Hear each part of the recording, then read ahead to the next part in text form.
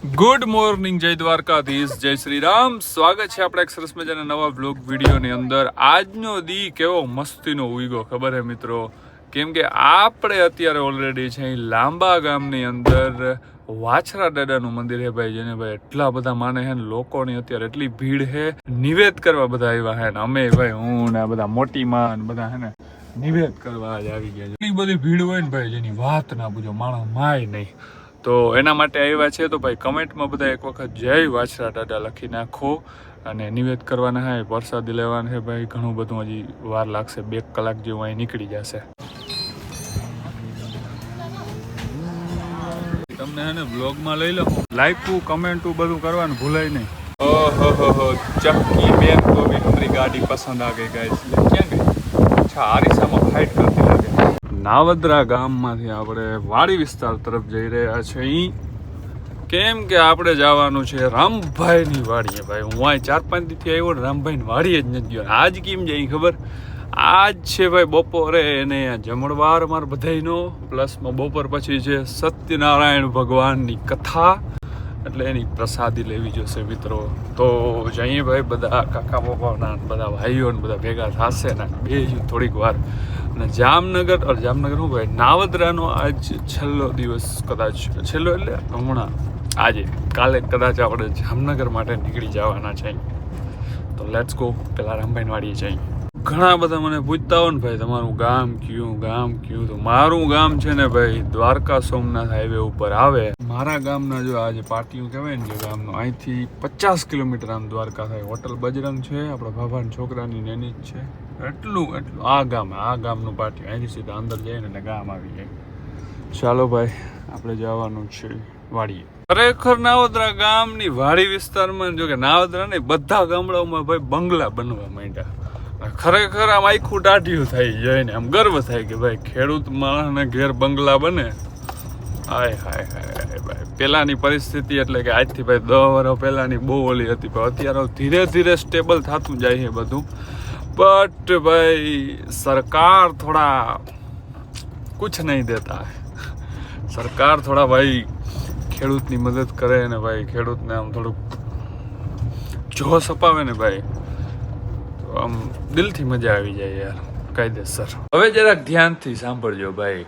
બજારમાં હે ને આદિવાસી તેલના નામે એક એવું હેર ઓઇલ વપરાય છે, તમને એમ લાગે કુદરતી છે, પણ સત્ય હાવ જુદું છે. આદિવાસી તેલનું મોટા ભાગનું ઉત્પાદન થાય છે ગેરહાઇજેનિક પરિસ્થિતિમાં, અને તેમાં મુખ્યત્વે વપરાય છે મિનરલ ઓઇલ. હા, એ જ મિનરલ ઓઇલ જે તમારા વાળને મૂળમાં ભાઈ એને નુકસાન પહોંચાડી શકે. એનો કોઈ ઔષધિક ગુણધર્મ નથી, અને ઘણા ટાઈમથી ભાઈ એની સામગ્રી શું છે, ક્યાંથી બને છે, એ કોઈ સ્પષ્ટ નહોતું કર્યું. હા, જો તમે તમારા વાળ માટે એક ઔષધિક ગુણવત્તાવાળું ઓઇલ શોધી રહ્યા છો, તો એ તમને હું કહીશ, અને હું ખુદ એને યુઝ કરું છું. એનું નામ છે સેસા આયુર્વેદિક હેર ઓઇલ. સેસા એ સામાન્ય હેર ઓઇલ નથી, એ એક ઔષધીય તેલ છે જે 18 થી વધુ આયુર્વેદિક જડીબુટ્ટીઓથી બને છે, એવી કે બ્રાહ્મી, બ્રિગરાજ, તુલસી અને રસોટા. અને આની ખાસ વાત તો એ છે કે આ બનાવાય છે એક પ્રાચીન વિધિથી, ક્ષીર પાક વિધિ. 5000 વર્ષ જૂની આયુર્વેદિક રીત છે, જેથી ભાઈ જડીબુટ્ટીઓને દૂધ અને તેલમાં ઉકાળવામાં આવે છે, જેથી તેનો ભાઈ ગુણવત્તાવાળો જેટલો સારું હોય ને એ કાઢી શકાય. તો પછી હવે તમારા વાળનું ભવિષ્ય કેવું છે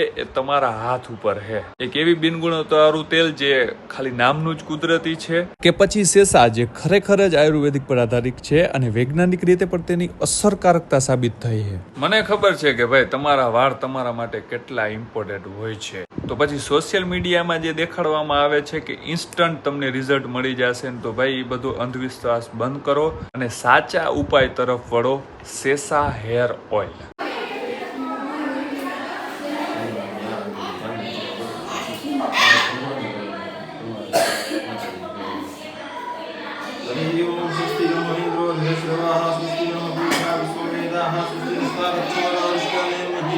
બસ 12:15 જેવું વાગ્યું છે ને હવે જમણવારનો ટાઈમ થઈ રહ્યો છે. અમે બધા મોટા લોકો અહીંયા બેઠા છે, જે નાના છે ને એ બધા વાં બેઠા છે, એટલે એવું બધું છે. પછી ખાઈ લઈ. ઊંધું થઈ ગયું બોલો આમ, કા નાના માં બેઠા, વડીલો બધા વાં બેઠા. બોલો સત્યનારાયણ ભગવાનની જય. વાહ રામભાઈ વાહ. હાલો તો પ્રસાદી કઈ છે પછી બાર ઉપર બસે હોય અટાણે અરે અટાણે હોય તો અટાણમાં શું બરકેલી હોય અટાણે હતી અમે એને પ્રસાદી જ કહીએ એવું હે હા ભરતભાઈ ઓ ભરતભાઈ આવો માટી ઓ ઉપાડી એ લાડવા આ ભાઈને જોઈ લ્યો જરા વાહ ભાઈ વાહ વાહ વાહ લાવો લાવો બસ બસ આ ભાઈને માન મેળ આવ્યો છે જોતા તમે બોલો કઈક હાલો આગલાજી ઓલા બ્લોગ ના પૈસા દઈ દે વટાણ બોલો હે કા અહીંયા બધાને બેહવાનું છે જણું ને બાયુ ને બધાને અહીં બેહવાનું છે એટલે અહીં કરવાનું છે ઓઢરમાં છાંયો કરવાને ભાઈ ઓઢર કિને કહેવાય ઓવન આવતો હોય ઓઢર કે આ છાંયો કરવાનો હા એમ મિત્રો છાંયો કરવાનો છે શીખો શું છે અહીંયા રહ્યો તો ખબર પડે હવે મારા શેનમાં દેવા છે મને ખબર છે વાંથી બે સેડા બાંધી અને બરાબર લેવાય જા હા છોડે માથે નહીં માથે છોડે જાઉં અરે ચડી જાહે વજન વાળું છે બે સેડા બાંધી ત્યાંથી માથે નાડા વજન વાળું છે ફૂલ બરાબર આમ લેતા જરીક હાલો હાલો બાંધી દઈ છાંયો કરી નાખી મિત્રો આમ જરાક અહીંયા મિત્રો તો આવો કઈક છાંયો કર્યો છે જો માન ભેગું કર્યું જે આ બધા ભેગું કર્યું છે જો વાહ ભરતભાઈ જો એક નંબર છાંયો બનાવ્યો મિત્રો આ પવન જો બહુ વધારે આવે ને તો કઈ ઉડી જાય ને એનું કઈ નક્કી નથી બધા જો વડીલો ને બધા પાછળ બેઠા છે ફૂલ બાકાજી કી બોલાવે છે વાતુમાં તારે માં ઓલી કથા વાંચતા હોય ને અરે અરે અરે અરે તારે કરવાનું યો નહીં અરે અરે હો હા મીડિયમ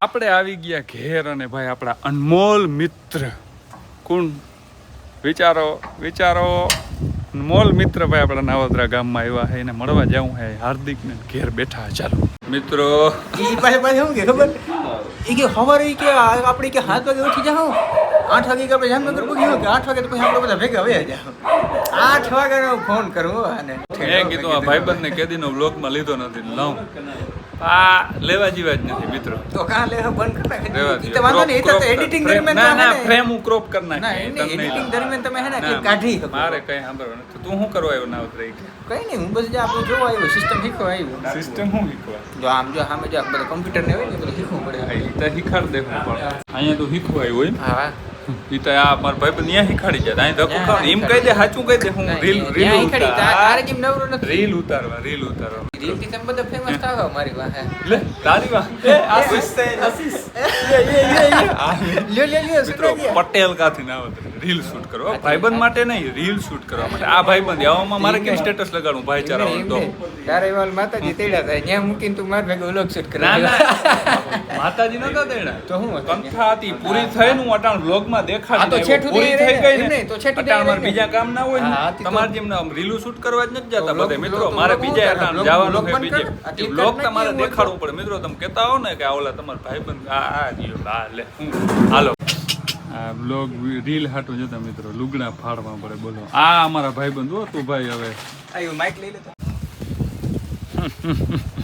પુશ બટન આવ્યું હોય ને આપણે ચક્કર મારવા ના ગયા એવું બન્યું જ નથી ભાઈ અત્યારે લાંબે લઈ જાઉં એમના ચક્કર મારવીને એટલે એને બેહાડું પણ મેં કીધું લાવતા ભાઈ જાક જાઉં આગળ જો લાંબે કે કિંગની ગાડી દોઢો કરી હોય ને મજા આવી હોય આ હા વાહ ભાઈ વાહ અહીંયા એડિટિંગ ચાલુ છે ભાઈ બધાના રીલ અકણે એડિટ કરી દેશે જી થાળી લઈ લેજે આમ તો ના નથી પાડતા આપણે ત્યાંથી એક મોટો ક્રિએટર તારા જે રૂપિયા થાય ને એ લઈ લેજે જઈ નહીં શક્યો ભાઈ અરે બધું દઈ દે હું ના હું દઈ શકી એટલે દઈ નહીં શકી બોલ કિને શકીએ એ તો જેવું કિને લે લે ઓહ લાંબામાં ભાઈ બેસ્ટ બ્લોગ ચાલુ હોય ને એટલે જતા ભગદાર મિત્રો બાકી કઈ હું બોલતો નહીં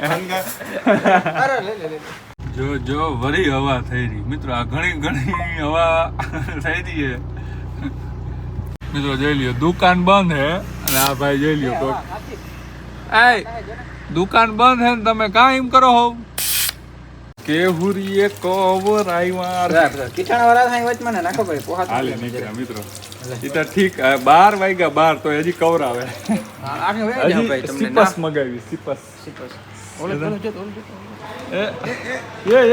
આયો મારો વાઘ આયો. વાઘ આવ્યો વાઘ. મિત્રો ચિપ્સ એકદમ થઈ ગઈ છે તૈયાર, બટ આપણે નથી ખાવાની. આ મહેમાનને અમે ખવડાવી દઈ. કવરી કહે કે અમને ખવડાવતા નથી. ભાઈ બેહો બેહો. એ ઠંડુ મગું. અરે અમે કહીએ ને એ તમારે ખાવાનું, એ તમારું આ પૈસા દેવાના હોય. લે ઈ કે. પૈસા દઈ દે હું વિમાન હોવ તમે આમ આબરૂ ના જાય તો હાલો એમ. તો ઠંડુ પીવડાવો લે તમને એવું છે તો તો એક ચીટા વાહે તો મરી ગયો હવે લ્યો. આ શું કેવું પેલા આતા ખા.